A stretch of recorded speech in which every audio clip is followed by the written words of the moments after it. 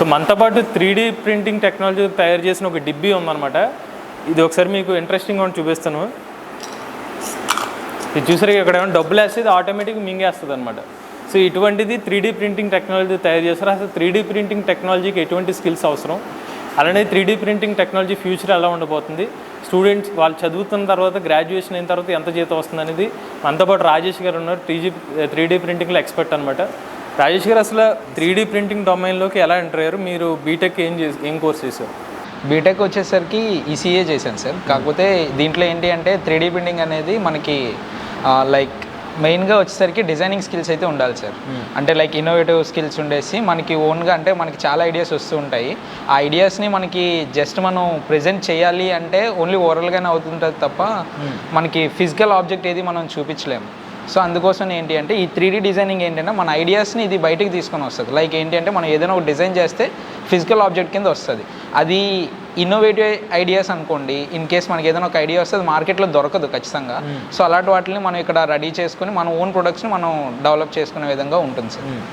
So దీనికైతే వచ్చేసరికి skills వచ్చేసరికి ఏంటి అంటే డిజైనింగ్ స్కిల్స్ ఉండాలి, అంటే ఆటో క్యాడ్ ఇవన్నీ వచ్చి ఉండాలి. సో ఇదంతా కూడా ఒక ఆబ్జెక్ట్ని ఎలా డిజైన్ చేయాలి అని చెప్పేసి దాని తర్వాత వచ్చేసరికి 3D ప్రింటింగ్ మీద కొంత నాలెడ్జ్ అనేది ఉండాలి. సో అప్పుడు ఈ రెండు కలిపితే మనకి ఆబ్జెక్ట్స్ అనేవి బయటకు వస్తాయి సార్. ఇప్పుడు మీరు కంపెనీలో స్టార్ట్ అయినప్పుడు అంటే ఎన్ని సంవత్సరాల క్రితం స్టార్ట్ అయ్యారు? ఇది నేను ఇక్కడ నాది పాస్డ్ అవుట్ 2016 సార్. సో 2017 నుండి నేను ఇక్కడ చేస్తున్నాను సార్. సో 2017లో స్టార్ట్ చేసినప్పుడు డైరెక్ట్ మీరు ఆటో క్యాడ్ ఎక్స్పీరియన్స్ అని వచ్చారా? లేదు సార్, అంటే నేను ఫస్ట్ ఎలక్ట్రానిక్ కమ్యూనికేషన్ అంటే ఎంబెడెడ్స్ ఇంజనీర్ కింద వచ్చాను. దీంట్లో కూడా మనకి ఏంటి అంటే ఇప్పుడు మీరు చూపించారు కదా, దాంట్లో కూడా మనకి coding like basic components, electronic components అన్నీ ఉంటాయి. ఇప్పుడు 3D అనేది ఓన్లీ ఏంటి అంటే అది ఒక అవుటర్ పార్ట్ అంతే, ఒక మెకానిజము. దీంట్లో ఏంటి అంటే ఎంబెడెడ్ సిస్టమ్స్ ఇవన్నీ కూడా మనం కాంపోనెంట్స్ అన్నీ కూడా యాడ్ చేసుకుని ఒక మూవింగ్ ఆబ్జెక్ట్ కింద మనం రెడీ చేయగలం. ఇది వచ్చేసరికి ఈ పార్ట్ ఈ బేస్ ఉంది కదా, ఇదంతా కూడా 3D పార్ట్స్. ఈ బ్లూ కలర్ ఈ white colour, blue colour, red colour ఇవంతా కూడా 3D పార్ట్స్. ఈ మోటార్స్ ఇవన్నీ కూడా ఎలక్ట్రానిక్ కాంపోనెంట్స్. అండ్ దీని లోపల కూడా కంట్రోలర్ అనేది ఉంటుంది. ఈ కంట్రోలర్ ఏంటి అంటే మనకి ఇంకా లైక్ బ్రెయిన్ కింద అనమాట. సో ఇప్పుడు నేను ఇది ఆన్ చేయగలనే. సో మనకి ఇలా వస్తుంటుంది. దీన్ని ఏంటి అంటే మనం మొబైల్ ఫోన్ తోటి కూడా మనం ఆపరేట్ చేసుకోగలము.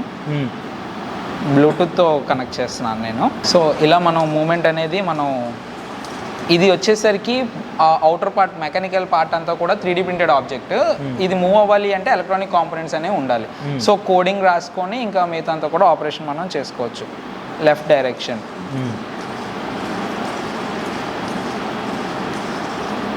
రైట్ డైరెక్షన్, ఇలా అంటే ఒక మూమెంట్కి వచ్చేసరికి ఇలాగా. ఏంటి ఏమైంది? షేక్ అంటే ఇప్పుడు లైక్ స్పైడర్ని పట్టుకుంటే ఎలా కట్టుకుంటుందో అది కిందన పెడితే అది ఉంటుంది సార్. ఇప్పుడు వచ్చేసరికి ఇంకా మూమెంట్ ఏదైనా సరే లైక్ డాన్సింగ్ కానీ జంపింగ్ కానీ అలా అనమాట. ఇది ప్రధానంగా ఎవరికంటే కాలేజ్ స్టూడెంట్స్కి వాళ్ళకి ప్రాజెక్ట్స్ పాయింట్ ఆఫ్ వ్యూలో. ఎస్ సార్, అవును. అంటే ఏంటంటే దీంట్లో వచ్చేసరికి just for learning sir, learning with playing. అంటే ఇప్పుడు మోటార్స్ ఎలాగ ఆపరేట్ చేస్తాము, ఏంటి కోడింగ్ ఎలా చేస్తాము, అలాగే వాళ్ళు ఆడుకునే విధంగా కూడా ఉండేటట్టు లైక్ ఇంట్రెస్ట్ క్రియేట్ చేయడం కోసం ఇదంతా కూడా మన దీంట్లో వస్తుంది. ఇప్పుడు మీరు 3D ప్రింటింగ్ ఈ మెషిన్ ఉంది కదా, సో ఈ మెషిన్ ఎంత ఉంటుంది? మెషిన్ ఇప్పుడు ఈ మిషన్ కాస్ట్ వచ్చేసరికి మిషన్స్లో మనకి టైప్స్ ఉంటాయి సార్. అంటే డిపెండింగ్ ఆన్ బెడ్ సైజ్ బట్టి మనకి మారిపోతూ ఉంటుంది, అలాగే కంపెనీ బట్టి కూడా మనకి మారిపోతూ ఉంటుంది. ఇప్పుడు సేమ్ ఫోన్ వచ్చేసరికి ఇన్ కేస్ యాపిల్ ఫోన్ అయితే ఒక రకం కాస్ట్ ఉంటుంది, ఈ ఫోన్ అయితే ఒక రకం కాస్ట్ ఉంటుంది. అలాగే ఇది ప్రోసా వచ్చేసరికి ఏంటి అంటే మనకి 80,000 నుంచి మనకి అబవ్ ఉంది. అండ్ ఇంకొకటి ఉంది, ఇది ఎండర్ ప్రింటర్. ఇది వచ్చేసరికి 30,000, 25,000 ఆ రేంజ్ ఉంటుంది. బట్ రెండు సేమ్, కాకపోతే ఏంటంటే depending upon quality and print యొక్క స్మూత్ ఫినిషింగ్ ఇవన్నీ కూడా ఉంటాయి అన్నమాట. ఇప్పుడు దానికి మనం ప్లాస్టిక్ సప్లై చేస్తే సరిపోతుంది. ఇది ప్లాస్టిక్ కాదు, ఇదేంటి అంటే ఈకో ఫ్రెండ్లీ అనమాట. దీంట్లో ఏంటి అంటే PLA ఫిలమెంట్ అంటాం మనం. ఇక్కడ వాడుతున్న టైప్స్ మెటీరియల్స్లో కూడా టైప్స్ ఉంటాయి మనకి. ఇది ఏంటి అంటే eco friendly filament, PLA type ఇది. సో పాలీలాక్టిక్ యాసిడ్ అంటాం దీన్ని. అలా దీంట్లో మళ్ళీ మనకి డిఫరెంట్ టైప్స్ ఉంటాయి. ఇది ఫ్లెక్సిబిలిటీ కాదు, ఫ్లెక్సిబిలిటీ ఉండదు. అలాగేంటంటే మనకి ఫ్లెక్సిబిలిటీ ఉండాలి అంటే TPE ఫిలమెంట్ వాడాలి, లేదు హార్డ్గా ఉండాలి అనుకుంటే ABS ఫిలమెంట్. ఇలాగేంటంటే మనకి మెటీరియల్స్లో టైప్స్ ఉంటాయి. ప్రతి ప్రింటర్కి కూడా అన్ని ఫిలమెంట్స్ సపోర్ట్ చేస్తాయని మనం చెప్పలేము. అంటే మీ పాయింట్ ఆఫ్ వ్యూ ఇప్పుడు నాన్ కోడింగ్ వాళ్ళు కూడా 3D ప్రింటింగ్ చేయవచ్చు. ఏం కోడింగ్ అవసరం లేకుండా. కోడింగ్ అంటే ఇప్పుడు ఏంటి అంటే ఒక బ్రెయిన్కి కంట్రోల్ చేయాలంటే కోడింగ్ ఉండాలి, కానీ 3D ప్రింటర్కి కంట్రోల్ చేయాలంటే డిజైన్ ఉంటే సరిపోద్ది. సో ఆ డిజైనింగ్ స్కిల్స్ ఉంటే చాలు, ఆ డిజైనింగ్ ఉంటే సరిపోద్ది, కోడింగ్ అవసరం లేదు. అది ఆటో క్యాడ్ నేర్చుకోవాలి. ఆటో క్యాడ్ ఉండాలి. ఆటో క్యాడ్లో డిఫరెంట్ టైప్ ఆఫ్ సాఫ్ట్వేర్స్ ఉంటాయి, ఆ సాఫ్ట్వేర్స్ ఏది నేర్చుకున్నా పర్వాలేదు. సో మీరు ఇప్పుడు ఎన్ని ఇయర్స్ ఎక్స్పీరియన్స్ ఇప్పుడు ఇక్కడ?